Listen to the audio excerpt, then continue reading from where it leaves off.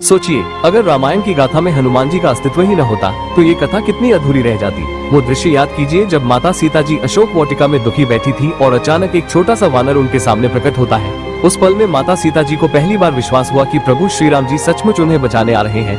अगर हनुमान जी न होते तो शायद माता सीता जी की आशा ही टूट जाती और उनकी पीड़ा और भी गहरी हो जाती। रामायण सिर्फ युद्ध और राजनीति की कथा बनकर रह जाती, उसमें भक्ति और समर्पण का रंग न आ पाता। हनुमान जी केवल बल और पराक्रम के प्रतीक नहीं थे, बल्कि निष्ठा और सेवा भाव की मूर्ति थे। कल्पना कीजिए, लंका तक समुद्र पार करने का कार्य यदि किसी और योद्धा को सौंपा जाता तो क्या वह वही साहस और जय श्री राम की गूंज लेकर जाता? शायद नहीं। हनुमान जी की वह विराट छलांग सिर्फ दूरी तय करने का कार्य नहीं था, बल्कि आस्था और विश्वास की ऊंचाई थी। अगर वे न होते तो प्रभु श्री राम जी का संदेश माता सीता जी तक कौन पहुंचाता?